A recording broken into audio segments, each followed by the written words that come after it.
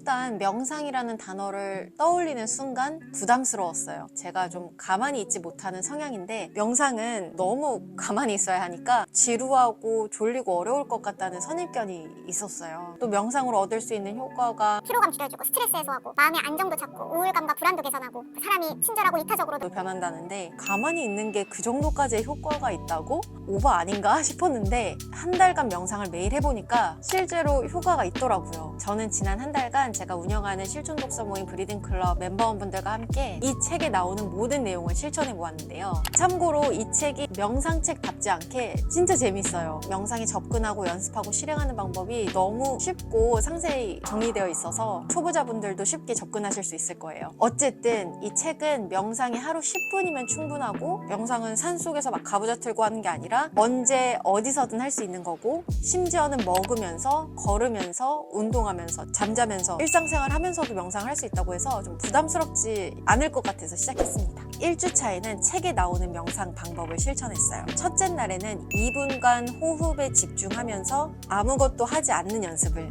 해봤습니다. 첫날이라 그런지 온갖 잡생각이 날뛰더라고요. 둘째 날에는 청각이나 시각에 2분간 집중하는 연습을 해봤는데요. 들리는 소리에 2분간 집중하거나 내 앞에 보이는 점을 응시한 채 명상을 하는 거예요. 셋째 날에는 신체 감각에 집중하는 연습을 해봤는데요. 내 몸에 어떤 감각이 느껴지는지 알아차려 보는 거예요. 예를 들면 내 무릎 위에 얹어놓은 내 손과 그 무릎에 닿는 촉감. 넷째 날에는 신체에 감지되는 불쾌한 감정이나 유쾌한 감정을 바라보는 연습을 했어요. 내 몸이 편안한지 불편한지 느껴보고 책에서는 불편하다면 그것을 내가 아끼는 사람을 대신해서 경험한다고 상상하고 내 몸에 그 감정이 편안하다면 이것을 내가 아끼는 사람에게 나눠준다는 형태로 상상을 해보면서 명상을 해보라고 하더라고요. 다섯째 날은 감정을 알아차리는 연습을 했어요. 이건 또 뭐냐? 내가 평소에 얼마나 다양한 감정을 느끼는지 또 어떤 감정이 고집스럽게 머물고 가는지 알아차려 보는 거예요. 여섯째 날은 몸을 관찰하는 명상을 했는데요. 이제 머리 끝에서부터 발끝까지 몸 전체를 마음속으로 훑는 그런 연습을 했습니다.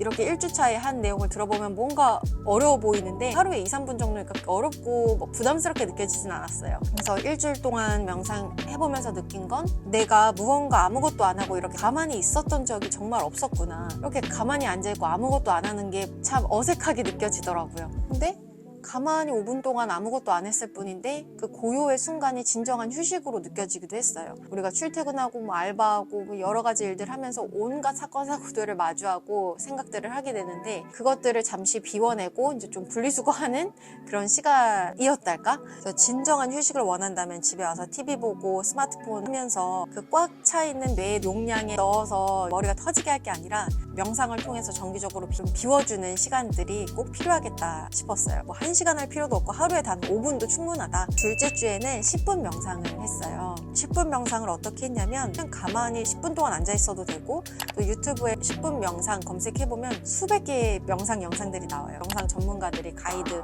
듣고 생각의 흐름을 그 가이드에 맡겨보는 형태로도 진행을 했습니다. So sometimes it can be hard to know where to begin with so many different things that are competing for our attention.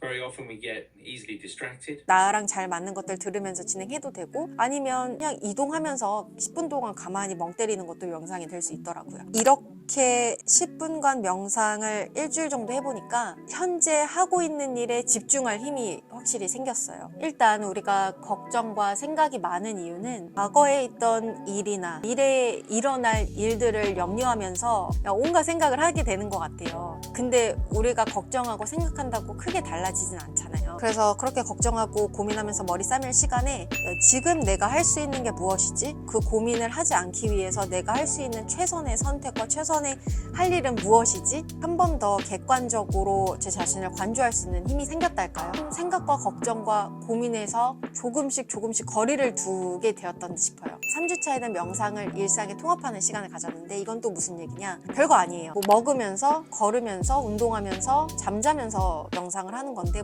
어떻게 하냐면 먹을 때 먹는 거에 집중하고 걸을 때 걷는 거에 집중하고 운동할 때 운동하는 거에 집중하면 그게 명상이더라고요. 아주 구체적인 방법은 책에 나와 있어서 관심 있는 분들은 사서 보셔도 되고 밀리의 서재에 이미 다 나와 있어서 검색해서 보셔도 될 것 같아요. 저는 사실 3년 전에 미라클 모닝 책을 읽고 요가랑 명상에 도전을 했었는데 요가는 지금까지 하고 있는데 명상은 일주일 만에 바로 포기했어요. 그게 참 저랑 잘 안 맞는 것 같더라고요. 근데 이번 한 달간 죽이 되든 밥이 되든 명상을 해보면서 나에게 맞는 명상 방법, 명상 시간대를 알게 되었어요. 생각보다 명상은 쉽고 유익한 것이다라는 분명한 깨달음을 얻었습니다. 좀 너그러워진 것 같아요. 이전보다 덜 화내게 되고 조금 더 친절을 베푸게 되고 왜 그런지는 잘 모르겠어요. 마음이 평온해지고 또 머리에 쌓여있던 잡다한 것들이 청소되면서 이게 여유가 생긴 것인지도 모르겠습니다. 이 한 달간 명상한다고 굉장히 인생에 드라마틱한 변화가 생기거나 그렇게는 어려울 거예요. 왜냐면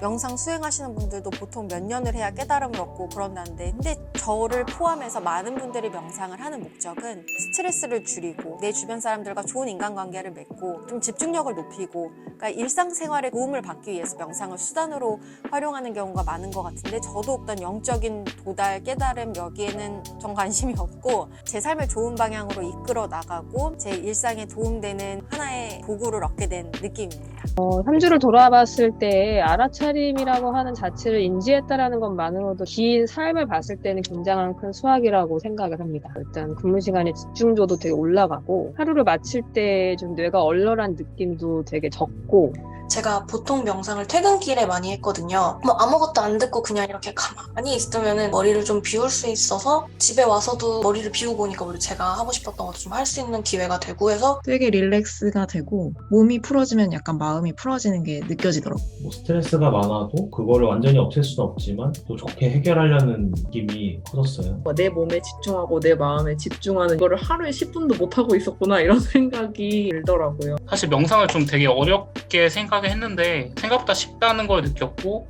그 종류도 많다는 걸 느꼈고, 저에 대해 몰랐던 것들을 알면서도 명상이 너무 좋았어서 체화를 시키고 싶어요. 자, 이렇게 한 달간 명상을 해봤는데요. 혹시 걱정, 고민, 생각이 많아서 좀 스트레스를 많이 받고 심적으로 어려움이 있으신 분들은 한번 명상을 하루에 뭐 5분이라도 10분이라도 도전해보시길 추천합니다. 여러분의 삶의 평화와 행복 가득하길 바라면서 오늘의 영상은 여기서 마무리하겠습니다. 저와 실천하고 또 성장하는 여정을 함께하고 싶은 분들은 구독, 좋아요, 알림 설정 잊지 마세요. 그럼 오늘의 영상은 여기까지. 안녕!